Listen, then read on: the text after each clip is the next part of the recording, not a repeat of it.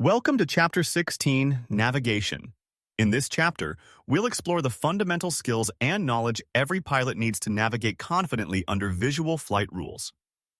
Whether you're planning your first cross-country flight or building the foundation for more advanced training, understanding navigation is essential to safe and effective flying.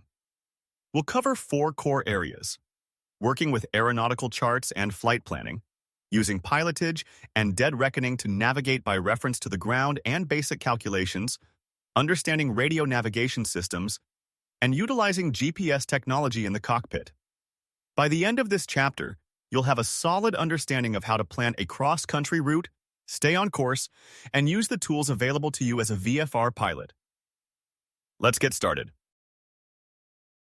Air navigation is the process of guiding an aircraft from one geographic position to another while continuously monitoring your position throughout the flight. It's not a single skill, but rather a combination of disciplines that every pilot must understand and be prepared to use. The first method is pilotage, which involves navigating by visually referencing landmarks and checkpoints on the ground below you. The second is dead reckoning, where you calculate your position by applying time, speed, and heading from a last known point. And the third is radio navigation, which uses ground-based and satellite systems such as VOR, NDB, and GPS to determine where you are. In practice, these methods are rarely used in isolation. Skilled pilots combine all three to cross-check their position and maintain situational awareness at all times. Effective navigation also begins well before you leave the ground. Proper planning means plotting your course on an aeronautical chart, selecting checkpoints along the route, measuring distances, gathering current weather information, and computing your headings, flight times, and fuel requirements. Getting these elements right on the ground makes everything that happens in the air far more manageable. Navigation is both a science and a discipline, and mastering it starts with understanding each of these foundational components. When planning a cross-country flight, pilots follow a consistent 4-step process to convert a course drawn on a chart into an actual heading they can follow on the cockpit compass. Each step accounts for a different factor that affects the aircraft's direction over the ground. The first step is to measure the true course. Using a plotter on your aeronautical chart, you measure the angle of your intended route relative to a meridian of longitude, taken at the midpoint of the route segment. Next, you apply wind correction. By constructing a wind triangle, you calculate how much the wind will push the aircraft off course, and you determine the wind correction angle needed to compensate. Adding or subtracting that angle from the true course gives you your true heading. From there, you apply magnetic variation using the nearest isogonic line on the chart. This accounts for the difference between true north and magnetic north. Finally, you apply compass deviation, which is unique to each individual aircraft. The deviation card in the cockpit tells you how much the magnetic compass is influenced by the aircraft's own electrical and metal components. Applying that correction gives you the compass heading, the number you actually fly. Think of these 4 steps as a chain. Skip one link and your heading will be off. When planning a cross-country flight, your sectional aeronautical chart is one of your most essential tools, and knowing how to read it accurately can make the difference between a safe flight and a dangerous situation. Looking at this route from departure point Alpha through to destination Foxtrot, notice how checkpoints 2, 3, and 4 are selected along the way. These are prominent landmarks, features that are easily identifiable from the air, such as highways, lakes, towns, or airports, used to confirm your position as you progress along the route. If you're where you expect to be, your flight planning is on track. Pay close attention to the Class Charlie and Class Delta airspace boundaries shown on the chart. These controlled airspace areas require specific radio equipment, and, in most cases, you must establish two-way communication with the appropriate air traffic control facility before entering.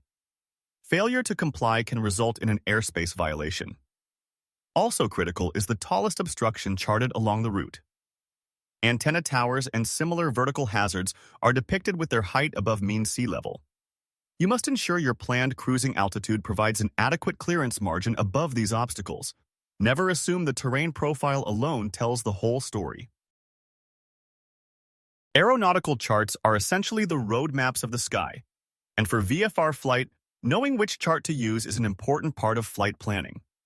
There are three primary chart types available to VFR pilots, each designed for a specific purpose and level of detail. The sectional chart is the most commonly used chart in general aviation. At a scale of 1 to 500,000, it strikes the right balance between detail and coverage, showing airport data, navigational aids, airspace boundaries, and terrain. These charts are updated every 6 months, so always make sure you're flying with a current edition. When operating in or near Class Bravo airspace, you'll want to use a VFR terminal area chart. These charts are printed at twice the scale of a sectional, meaning you get significantly more detail in a smaller geographic area, which is exactly what you need when navigating complex, congested airspace around major airports. For longer cross-country flights or high-speed aircraft operations, world aeronautical charts provide broader coverage at a smaller scale. They use the same symbology as sectional charts, but with less detail due to their reduced scale. These are revised annually. Regardless of which chart you use, always ensure it is current before flight. You can find the complete catalog of FAA aeronautical charts and publications at aeronavigational.faa.gov. When planning a VFR flight, selecting the right aeronautical chart for the job is essential. The New Orleans sectional chart shown here provides the detail pilots need for low-altitude navigation, clearly depicting Class B, C, and D airspace boundaries, special air traffic rules areas, and the location of navigational aids. Sectional charts are the go-to resource for most VFR cross-country flying, covering a broad area at a scale that balances detail with usability. For operations in and around busier terminal environments, the VFR terminal area chart offers a closer look.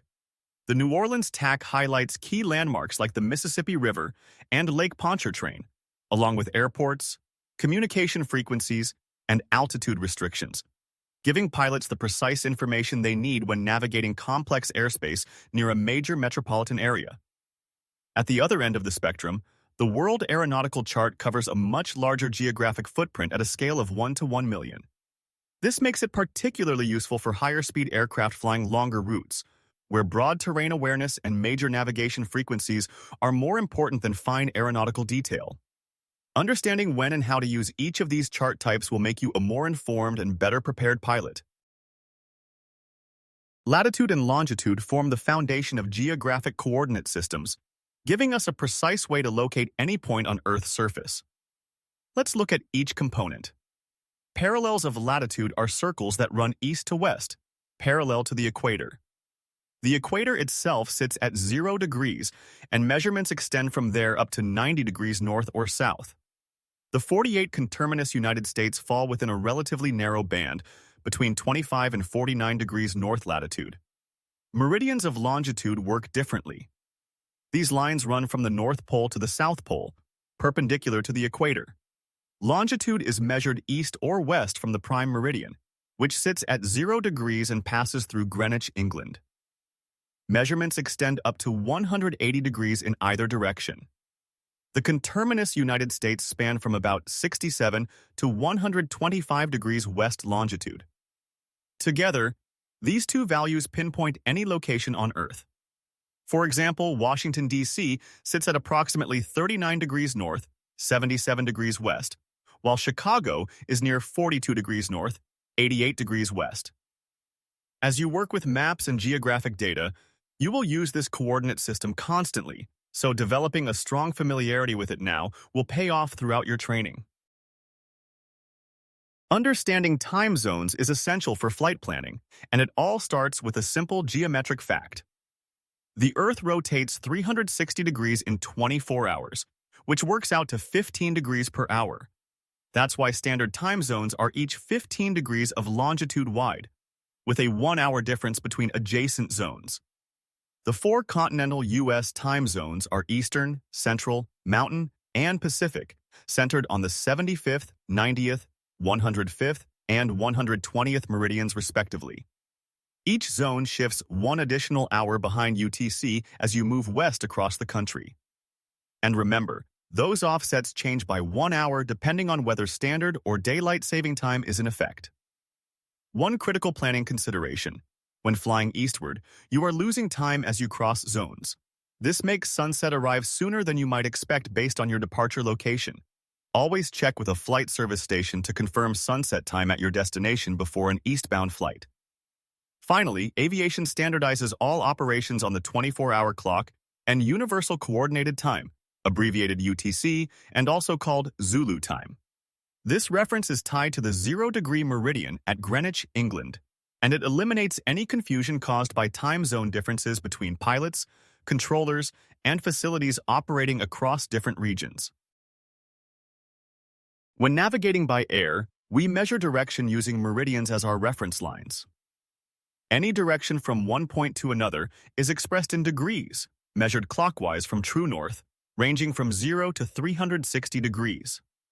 The true course is the direction of your intended flight path, as drawn on the aeronautical chart. To measure it accurately, you align your plotter or protractor against a meridian near the midpoint of the course line, not at the ends, because meridians converge slightly, and taking your measurement at the midpoint gives you the most accurate reading for the entire route.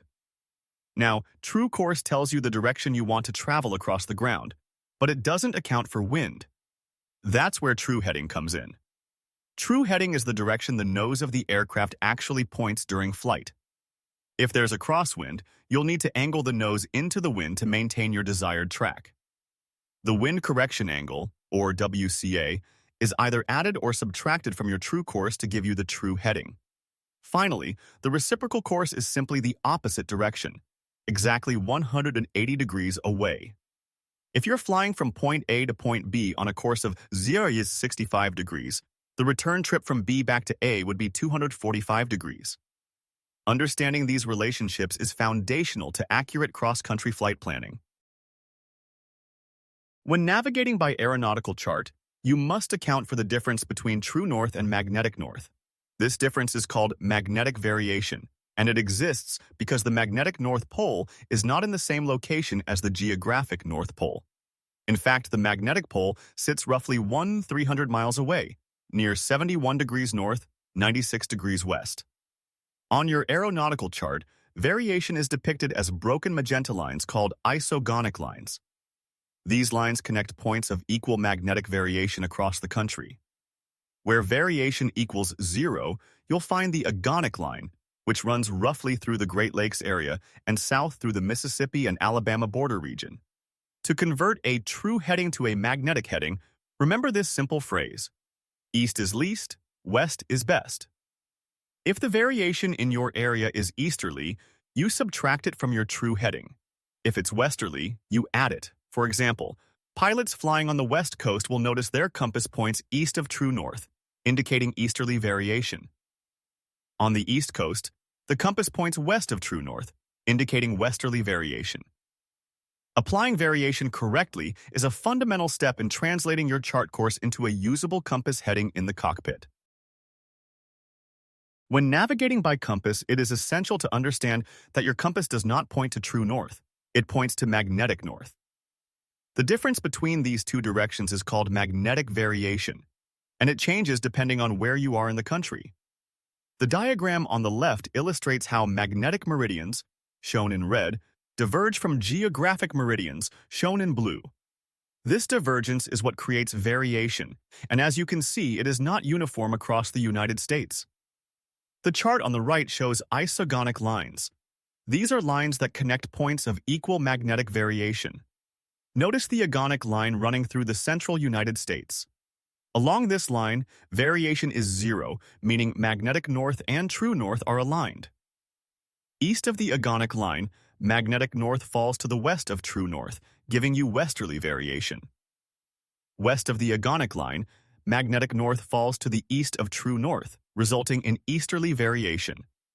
The practical takeaway from figure 16 to 10 is this. When magnetic north is east of true north, you apply an easterly variation correction. When it is west, you apply a westerly correction. Pilots use the memory aid east is least, west is best to remember whether to add or subtract variation when converting between true and magnetic headings. Understanding and correctly applying variation is a fundamental skill for accurate cross-country navigation. Compass deviation is the third and final error we need to account for when working with a magnetic compass. Unlike variation, which is caused by the difference between true and magnetic north, deviation is caused by magnetic influences within the aircraft itself.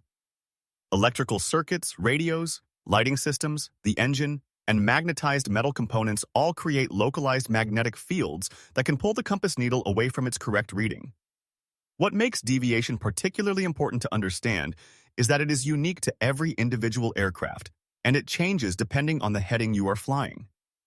Technicians can reduce some of this error through a process called compensation, but they can rarely eliminate it entirely.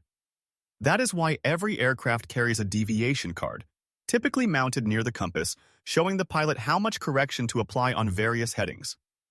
The deviation card is created through a procedure called swinging the compass. The aircraft is positioned on a magnetic compass rose, the engine is running, and all electrical equipment is switched on to replicate normal flight conditions.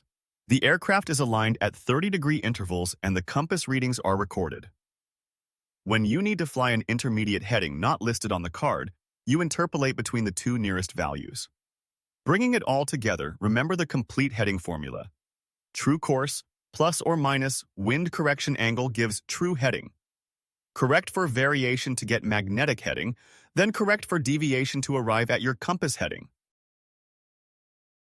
Wind is one of the most important environmental factors affecting flight navigation, and understanding how it influences your aircraft's movement over the ground is fundamental to accurate flight planning. Think of it this way. When you fly, your aircraft moves through the air mass at its airspeed, but that entire air mass is also moving across the Earth's surface. Your actual position over the ground at any given moment is the result of both of those movements combined. Let's look at the three scenarios shown here. In calm conditions, with no wind at all, your airspeed and ground speed are identical at 120 knots, and your track across the ground matches your heading exactly. Simple enough. Now introduce a tailwind.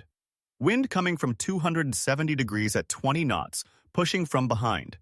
That wind adds directly to your ground speed, increasing it from 120 to 140 knots. You're covering more ground in less time. Flip that around to a headwind. Wind from 90 degrees, blowing against you at 20 knots. Now that wind is working against your forward progress, subtracting from your ground speed and reducing it to just 100 knots. Same airspeed, but you're covering ground more slowly. Understanding this relationship between airspeed, wind, and ground speed is essential for calculating accurate flight times and fuel requirements. Understanding the relationship between heading, track, and wind correction is fundamental to accurate navigation, so let's make sure these definitions are clear before moving on. Your course is the intended path you want to make over the ground, measured clockwise from a reference datum. Your heading, however, is simply the direction the nose of the aircraft is pointing, and in the presence of wind, those two things are rarely the same. The actual path you travel over the ground is called your track, which is the combined result of your heading and the wind acting on the aircraft. The angle between your heading and your track is called the drift angle, and this is where the wind correction angle comes in. The WCA is the correction you apply to your course to establish a heading that keeps your track aligned with your intended course. The rule is straightforward. If wind is coming from the left, your aircraft will drift right, so you turn into the wind by heading left. If wind is from the right, you correct by heading right. Finally, keep in mind the distinction between airspeed and ground speed. Airspeed is how fast you're moving through the air mass, while ground speed reflects how fast you're actually covering ground. And wind will either add to or subtract from that value depending on its direction.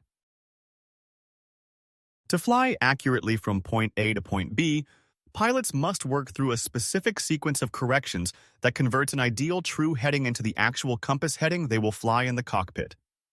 This sequence is sometimes remembered using the memory aid, "Can dead men vote twice?" standing for compass, deviation, magnetic, variation, and true. Starting from the top, you begin with the compass heading, the reading you actually observe on your magnetic compass inside the aircraft. From there, you apply deviation, which accounts for magnetic interference caused by the aircraft's own electrical systems and metal components. This gives you the magnetic heading. You then apply variation, which corrects for the difference between magnetic north and true north based on your geographic location. This final result is your true heading, the direction of travel relative to true north as depicted on aeronautical charts. In practice, pilots work this sequence in reverse, starting with the desired true course from the chart, then applying wind correction, variation, and deviation in turn until they arrive at the compass heading to actually fly. As illustrated in this example, a wind from the left requires the pilot to crab into the wind, heading 075 degrees in order to maintain a desired course of 090 degrees. Understanding each step in this formula is essential for accurate navigation. Before any cross-country flight, you need to be comfortable with three core calculations: time, speed, and distance. These form the foundation of all your flight planning work. To find your time en route, divide distance by ground speed. For example, 210 nautical miles divided by 140 knots gives you 1.5 hours or 1 hour and 30 minutes. To find distance, multiply ground speed by time. At 120 knots for 1.75 hours, you'll cover 210 nautical miles. And to find ground speed, divide distance by time. If you travel 270 nautical miles in 3 hours, your ground speed is 90 knots. One critical skill is converting between minutes and decimal hours, because these formulas require time expressed as a decimal. Always divide minutes by 60 to get the decimal equivalent. So 30 minutes becomes 0.5 hours. To go the other direction, multiply by 60. So 0.75 hours equals 45 minutes. You'll also occasionally need to convert between knots and miles per hour. Simply multiply knots by 1.5 to get statute miles per hour. So 20 knots equals approximately 23 miles per hour. Most flight computers handle this conversion automatically, but understanding the underlying math keeps you sharp when you don't have a tool handy. Accurate fuel computation is one of the most critical elements of safe flight planning, and understanding how to calculate it correctly can mean the difference between a routine flight and a dangerous situation. For reciprocating engines, fuel consumption is measured in gallons per hour. You'll find the specific values for your aircraft in the AFM, or POH. The calculation is straightforward. Multiply your estimated flight time by the consumption rate. For example, a 4-hour flight at 5 gallons per hour requires 20 gallons of fuel. Turbine engines work differently. Jet fuel is quantified by weight rather than volume, because fuel volume changes with temperature while weight remains consistent. Specific range for turbine aircraft is expressed as nautical miles per pound of fuel, or nautical miles per 1,000 pounds. Regardless of engine type, one critical principle applies when wind is a factor. Always use ground speed, not true airspeed, when calculating fuel consumption and flight time. Ground speed reflects your actual progress over the ground, which is what determines how long you'll actually be in the air. Your planning must also account for more than just cruise fuel. Include fuel burned during startup, taxi, and climb, which typically burns at a higher rate than cruise. And always add reserve fuel as a non-negotiable safety measure. Never allow yourself to reach a point where the fuel gauge reads low or your calculated flight time is exceeded before landing. Two essential tools for flight planning are the plotter and the flight computer, and every pilot should understand how to use both effectively. The plotter combines a protractor and ruler into a single instrument. Its primary purposes are measuring true course on aeronautical charts and determining distances. Most plotters include a ruler with both nautical and statute mile scales, with the sectional chart scale of 1 to 500,000 on one side and the world aeronautical chart scale on the other. Knowing which scale to use for the chart in front of you is critical to getting accurate distance measurements. The flight computer, commonly known as the E6B, is one of the most versatile tools in aviation. Whether mechanical or electronic, it solves a wide range of flight planning calculations including time, speed, and distance problems, wind correction angle and ground speed, fuel consumption, and unit conversions such as knots to miles per hour. Electronic versions perform these same functions faster and more conveniently than the traditional circular slide rule style. However, regardless of which type you use, Always read the instruction manual thoroughly and work through practice problems on the ground before relying on either device in flight. Accuracy in flight planning depends on knowing your tools well before you need them. Pilotage is one of the most fundamental navigation techniques available to pilots. It simply means navigating by visual reference to landmarks and checkpoints on the ground. While it's often used alongside dead reckoning and VFR radio navigation, the effectiveness of pilotage depends entirely on choosing the right checkpoints from the start. When selecting checkpoints, look for prominent, easily identifiable features. Roads, rivers, railroad tracks, lakes, and power lines are all excellent choices. You can also use natural or man-made boundaries on either side of your course, like highways or mountain ridges, to act as brackets that prevent you from drifting significantly off track without realizing it. Never rely on a single checkpoint. If you miss one, hold your heading and look for the next. Keep in mind that on a sectional chart, just half an inch off your course line represents 4 statute miles on the ground. Small errors add up quickly. Finally, always consider chart currency. New roads, buildings, and structures may not appear on an older chart. Antenna towers are particularly hazardous. They can be extremely difficult to spot visually. Never enter an area with antenna towers at less than 500 feet above the tallest one. Most tall structures will be marked with strobe lights, but do not count on visibility alone to keep you safe. Dead reckoning is one of the foundational navigation skills every pilot must understand. At its core, it means using math and measurements, time, airspeed, distance, and direction, along with wind data, to calculate exactly where you should be and how to get where you're going. In practice, most pilots use dead reckoning alongside pilotage, constantly cross-checking their computed heading and ground speed against actual landmarks on the ground. The process follows a logical sequence. First, you measure your true course from the sectional chart using a plotter at the midpoint meridian. Then you construct a wind triangle, using wind direction and velocity obtained from a National Weather Service forecast to graphically determine your wind correction angle and ground speed. Once you have your wind correction angle, you apply it to the true course to get your true heading. Finally, you work through the magnetic compass corrections, applying variation to get magnetic heading, then deviation to arrive at your compass heading. As you gain experience, these calculations will become second nature, and you'll develop the ability to make reliable estimates without drawing out a full wind triangle every time. But as a student, take the time to practice constructing wind triangles carefully and accurately. Building that foundational skill now is what gives you confidence and precision throughout your flying career. The wind triangle is a fundamental tool in navigation that allows pilots to solve the relationship between heading, airspeed, wind, and ground speed. Understanding how it works is essential before you ever pick up a flight computer or plotter. The triangle is built from 3 vectors, each representing movement over a 1-hour period. The first is the aircraft heading vector, shown as the blue and white hashed line. Its direction represents where the nose of the aircraft is pointed, and its length represents how far the aircraft would travel through the air in 1 hour. In other words, true airspeed.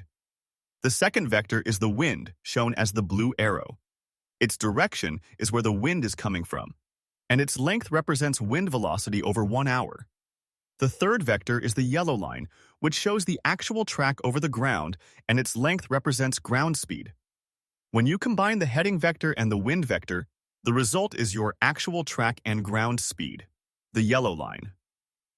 The angle between your heading and your track is called the drift angle, and correcting for that drift is precisely why we solve the wind triangle in the first place. In practice, the 3 points of this triangle, departure, destination, and wind endpoint, give you everything you need to plan an accurate flight. Let's walk through how to construct a wind triangle manually, using a concrete example.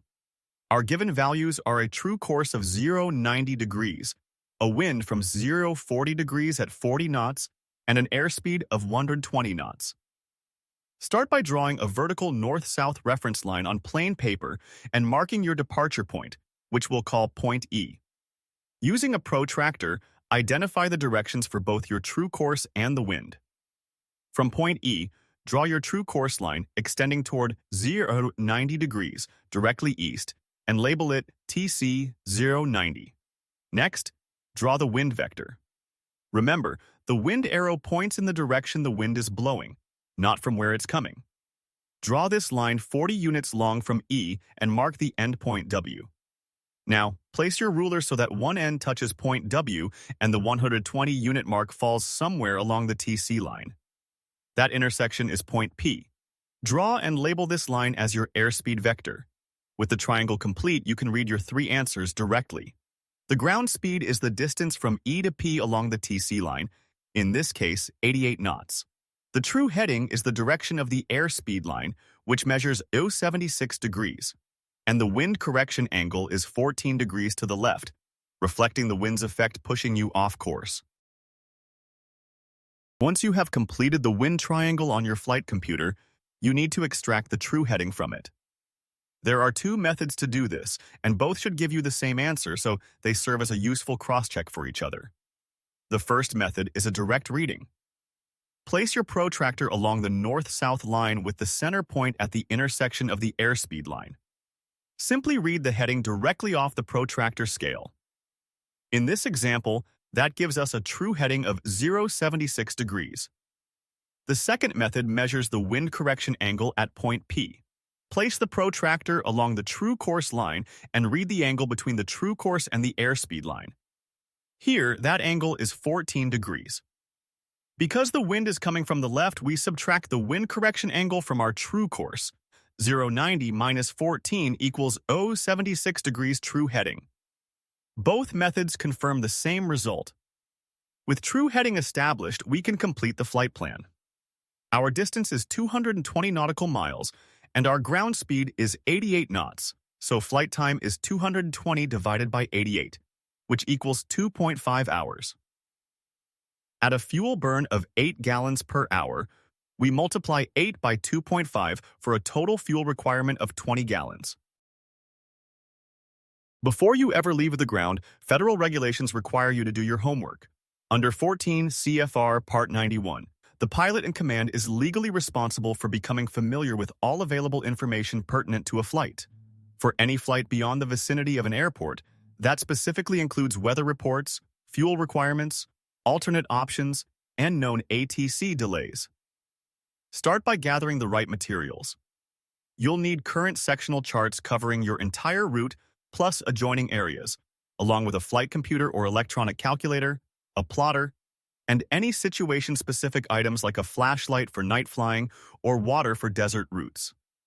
Always check weather first. There's no point planning a detailed route if the weather makes the flight impractical. Get a full weather briefing as outlined in your procedures before moving forward with any other planning steps. Next, dig into the chart supplement US ISOI for each airport along your route. Review the location, elevation, runway and lighting information, available services, frequencies, fuel types, and any current NOTAMs. Remember that NOTAMs are reissued every 28 days, so confirm you have the latest information. Finally, review your AFM or POH thoroughly. Verify that your weight and balance are within limits, and use the performance charts to determine accurate takeoff and landing distances based on your actual load, field elevation, and temperature conditions. Proper pre-flight planning is not optional. It is the foundation of a safe flight. Let's walk through a complete sample flight plan from Chickasha Airport to Guthrie Airport to see how all of these navigation elements come together in practice. We start with a true course of 31 degrees, measured directly from our sectional chart. Our true airspeed is 115 knots, and winds aloft are reported from 360 degrees at 10 knots. Applying the wind correction, we calculate a wind correction angle of 3 degrees to the left, giving us a true heading of 28 degrees. From there, we apply 7 degrees east variation, which we subtract, arriving at a magnetic heading of 21 degrees. Then we add our compass deviation of +2 degrees, producing a final compass heading of 23 degrees. That is the number we actually fly on the cockpit compass. With the wind from the north pushing us slightly, our ground speed works out to 106 knots over a total distance of 53 nautical miles. That gives us a total flight time of approximately 35 minutes, including 5 minutes allocated for the climb phase. Finally, for fuel planning, burning 8 gallons per hour over 35 minutes means we will use roughly 4.7 gallons, well within our 38 gallons of usable fuel. This complete example shows how each individual calculation builds on the last to produce a safe, accurate flight plan.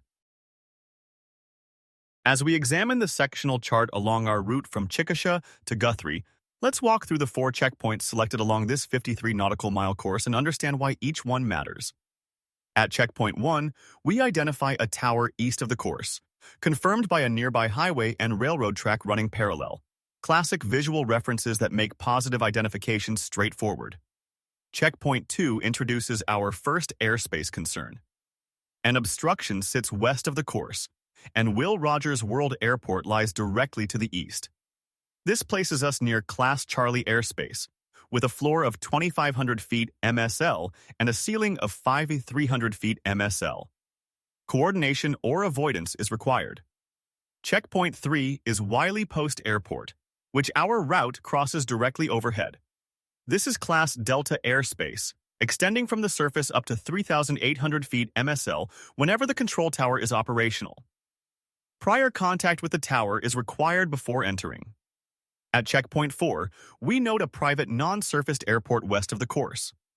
More critically, an antenna series reaches 2,749 feet MSL, and the highest terrain elevation in the northeast quadrant tops out at 2,900 feet MSL. This is precisely why our cruise altitude of 5,500 feet MSL was chosen. It clears all obstructions, keeps us above both Class Charlie and Delta airspace, and satisfies the hemispheric altitude rule under 14 CFR Part 91, odd thousands plus 500 feet for magnetic courses between 0 and 179 degrees. Filing a VFR flight plan is not required by regulation, but it is strongly recommended as good operating practice. The information you provide can be critical in guiding search and rescue operations if something goes wrong. You file the plan by phone before departing, then contact flight service by radio after takeoff to activate it. A few items on the form deserve special attention. For item 3, you'll enter your aircraft type along with the appropriate special equipment code. For example, a Cessna 150 with no transponder would be listed as C150/X. All equipment codes are found in the Aeronautical Information Manual. For item 6, departure time is entered in UTC, commonly called Zulu time. Keep in mind that flight service will hold your plan for 1 hour after your proposed departure time, then cancel it, unless they receive your actual departure time. For item 7, cruising altitude, simply enter VFR. This indicates you will select an altitude that conforms to FAA regulations. For item 12, calculate your fuel on board by dividing total usable fuel in gallons by your estimated consumption rate in gallons per hour. Enter the result as hours and minutes. Finally, and this is important, always close your flight plan upon arrival. Do this by telephone to keep radio frequencies clear. Failing to close your plan can trigger a search and rescue response that wastes significant resources and personnel. Radio navigation gives pilots a powerful set of tools for flying with precision, but it's important to understand its proper role in your overall navigation strategy. As a beginning pilot, you should use radio navigation to supplement pilotage, not replace it. If your radio equipment malfunctions, you need to be confident in your ability to navigate without it. So always maintain your situational awareness using visual references as your foundation. There are 3 primary ground-based radio navigation systems available for VFR flight. The VHF Omnidirectional Range, or VOR, is the most widely used system. It operates on VHF frequencies and projects magnetic bearing radials in all directions from a ground transmitter, allowing you to determine your position and track specific courses. The non-directional radio beacon, or NDB, operates on low to medium frequencies between 200 and 415 kHz and is used in conjunction with automatic direction finder equipment in the cockpit.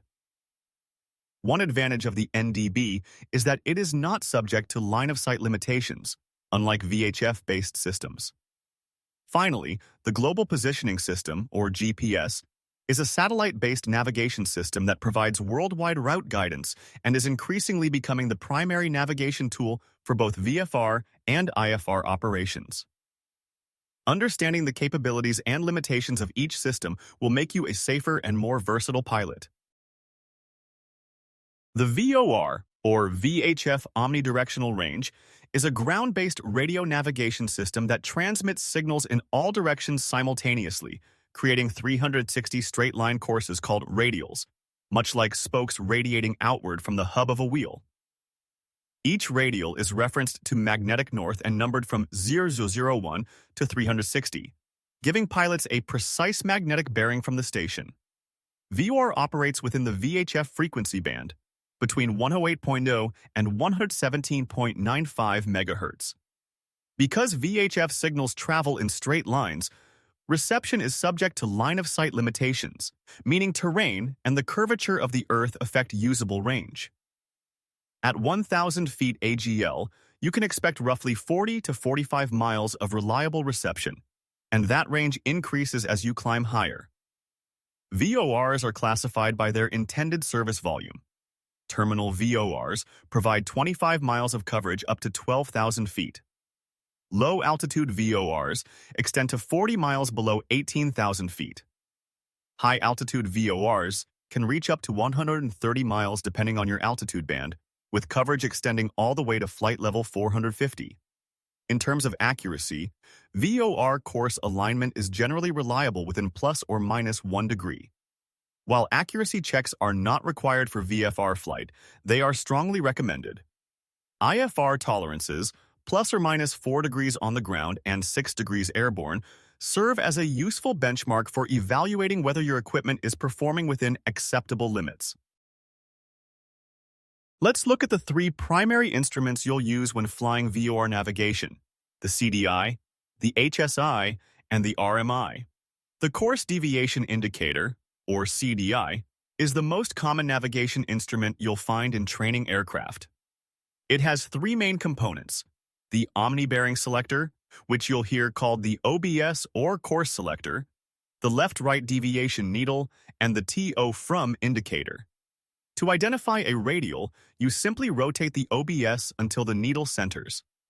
If the indicator reads TO, the selected course will take you toward the station. If it reads from, you're flying away from it.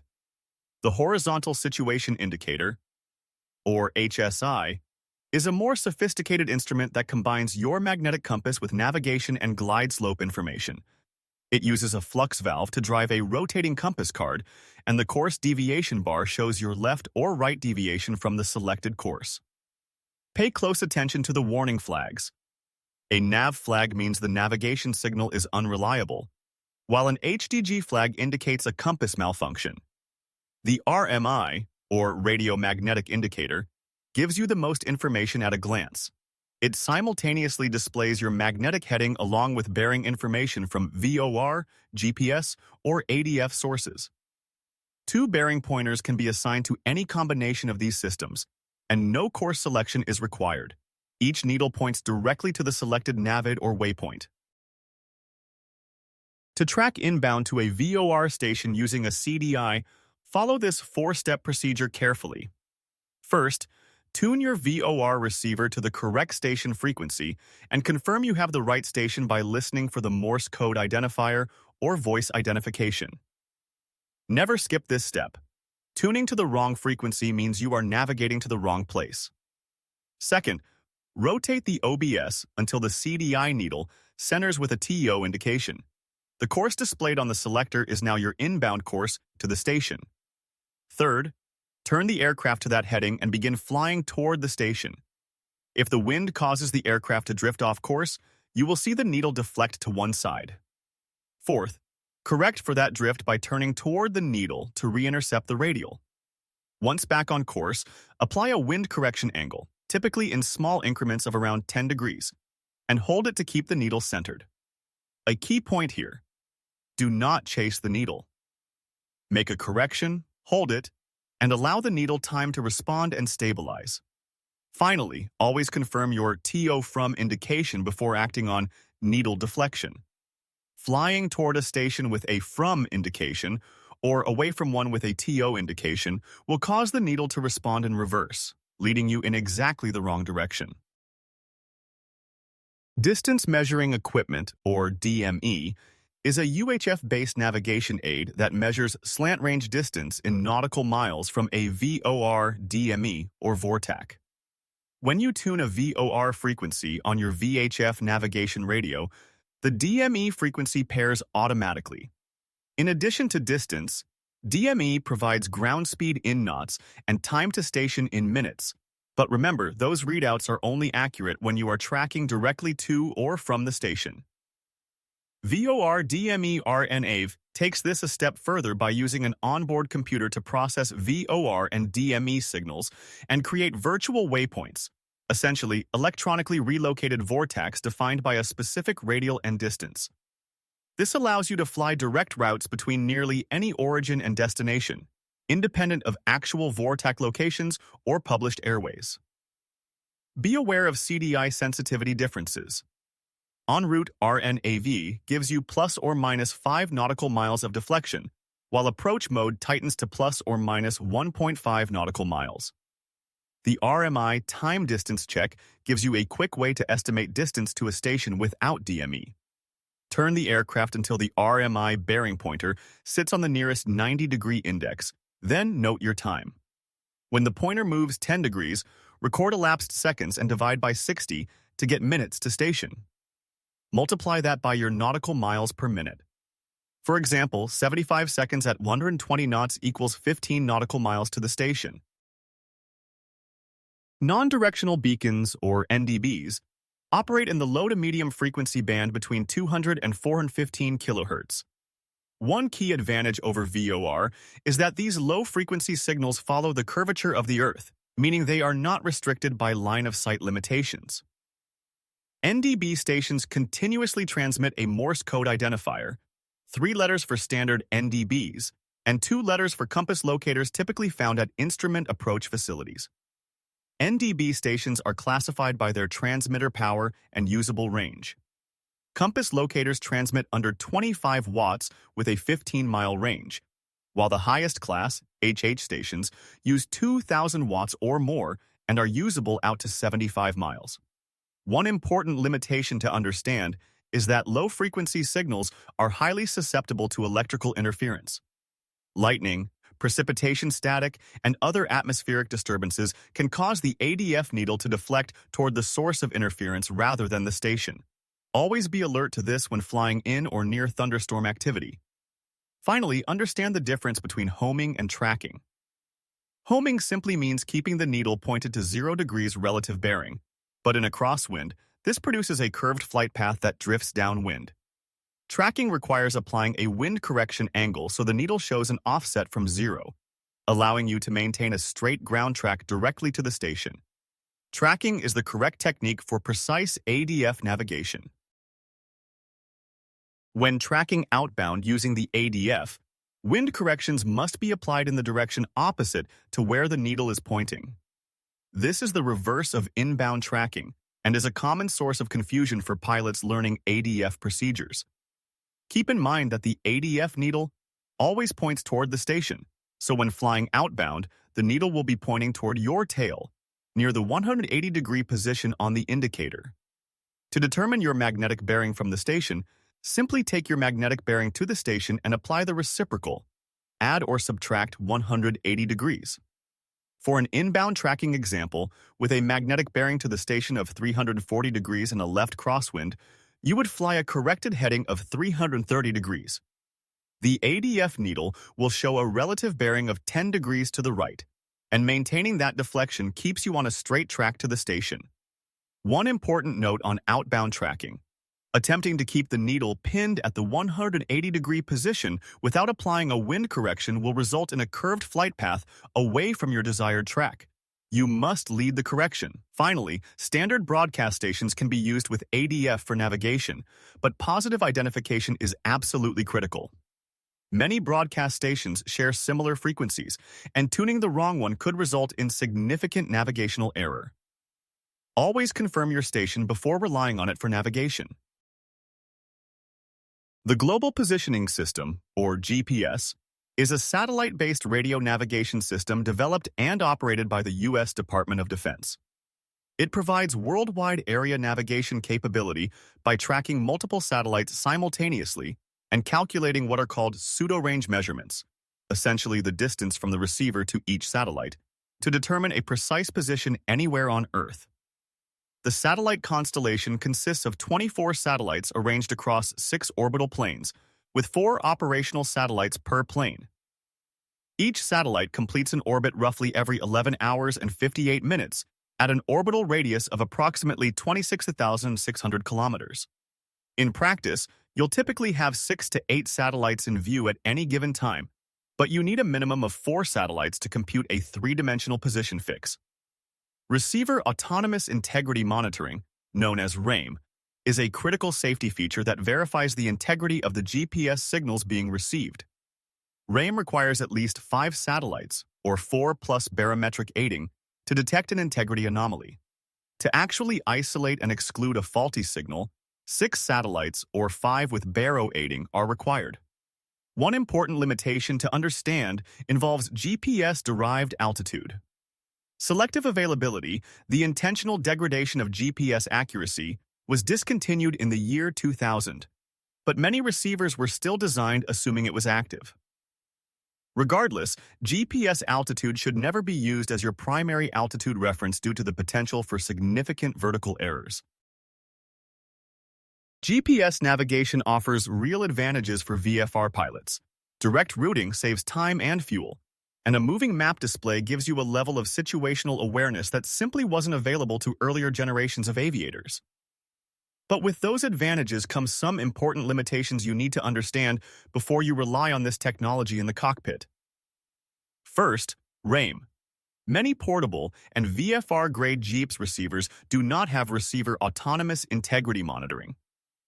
That means if the navigation solution quietly degrades, you get no warning. The unit may show you a position that's wrong, and you'll have no indication anything is amiss. This is exactly why you must continuously cross-check your GPS against pilotage and dead reckoning. Second, database currency. There's no regulatory requirement to update your VFR GPS database, but flying with an outdated database means airspace boundaries on your moving map may not reflect current reality. Always verify waypoints against a current sectional chart or the chart supplement. Third, antenna placement. A suction cup antenna on a window can lose satellite reception as the aircraft structure blocks the sky. Combined with no RAIM alerting, that's a scenario where you could receive completely erroneous position data with zero warning. The bottom line, program everything on the ground before departure, minimize head-down time once airborne, and know your receiver thoroughly before you depend on it in flight.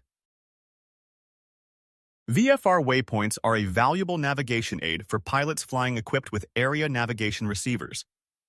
They provide an additional layer of position awareness when navigating visually. But it's important to understand from the outset that they do not replace any pilot responsibilities under 14 CFR Part 91. You are still fully accountable for see and avoid, airspace compliance, and all other regulatory requirements. These waypoints follow a specific naming convention, 5-letter identifiers that always begin with the letters VP, such as VPOKC. These identifiers are not pronounceable and should not be used in ATC communications. The exception is when a VFR waypoint is collocated with a visual checkpoint. In that case, the name is pronounceable and may be referenced when talking with ATC. On charts, a standalone VFR waypoint appears as a 4-point star symbol, identical to IFR waypoints. When collocated with a visual checkpoint, you'll see a small magenta flag. In both cases, the name appears in parentheses near the location. Operationally, load all intended VFR waypoints into your receiver on the ground before departure. Do not attempt to program routes while airborne. These waypoints can be used in flight plans as course change points, similar to how you'd use a VOR, but only under VFR conditions. Finally, be extra vigilant for traffic near VFR waypoints. GPS precision means pilots tend to track courses very accurately, which concentrates traffic in the same areas. Monitor ATC frequencies and consider turning on your landing lights to improve your visibility to others. If you become lost during a flight, the first and most important action is to climb. Gaining altitude improves your radio reception, extends your navigation range, and increases your radar coverage by ATC. From there, look for identifying landmarks like town names on water towers, and use your VOR or ADF receivers to cross-check your position from 2 or more ground stations. If you have GPS available, use it to confirm your position and locate the nearest suitable airport. You can also communicate on frequencies shown on your sectional chart and request radar vectors or direction-finding assistance from ATC. In a true emergency, transmit on 101.5 MHz and set your transponder to 7700. When diverting from your planned destination due to weather, equipment issues, or fuel concerns, act promptly. Do not delay the diversion while trying to complete every calculation first. Approximate your magnetic course to an alternate using a compass rose or VOR radial on the chart. Note the time when you establish your new course, and then refine your heading, ground speed, estimated time of arrival, and fuel consumption as you go.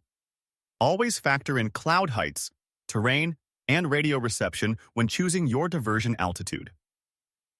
Risk management is essential here. Inadvertent flight into instrument meteorological conditions remains one of the most serious hazards a VFR pilot can face, and a timely diversion decision is your best defense against it. Now we bring everything together into a complete, logical sequence that takes you from chart to cockpit. This is the full workflow you will follow for every cross-country flight, and understanding how each step connects to the next is what separates a well-prepared pilot from one who is guessing. Starting with course computations, you measure your true course clockwise from true north at the mid-meridian on your chart. From your wind triangle, you determine the wind correction angle, positive if the wind is coming from the right, negative if from the left, and apply it to get your true heading. You then apply variation from the nearest isogonic line, adding for west and subtracting for east to arrive at your magnetic heading. Finally, you apply deviation from your aircraft's deviation card to get your compass heading, the actual heading you will fly. For time and fuel, you measure total distance along the true course line using your chart scale. Ground speed comes from the wind triangle using your drawing scale. Divide total distance by ground speed to get your estimated time en route. Multiply that by your fuel burn rate from the AFM or POH, then add an adequate reserve. Following this sequence every time builds consistency, accuracy, and confidence in your pre-flight planning. As we close out Chapter 16, let's bring together the core principles that define safe and effective VFR navigation. The single most important takeaway is this: the pilot is always responsible. No navigation system, no matter how advanced, removes that responsibility from you. The 3 navigation methods, pilotage, dead reckoning, and radio navigation, are most powerful when used together. Each one cross-checks the others, and relying on any single method leaves you vulnerable if that method fails. Remember the heading formula. True course, corrected for wind, adjusted for variation, then deviation. Every step matters, and skipping one can put you off course in ways that compound over distance. When planning fuel, always use ground speed, not true airspeed, and always carry adequate reserve. Fuel exhaustion is one of the most preventable causes of aviation accidents. With GPS, verify your RAM availability and confirm your database is current. Load your waypoints on the ground and never treat GPS as your only source of navigation. Finally, file a flight plan. It is not required, but it could save your life. Always close it on arrival and know your emergency frequencies, 121.5 and transponder code 7700. These fundamentals are the foundation of everything that comes next in your aviation training. Master them thoroughly before moving forward.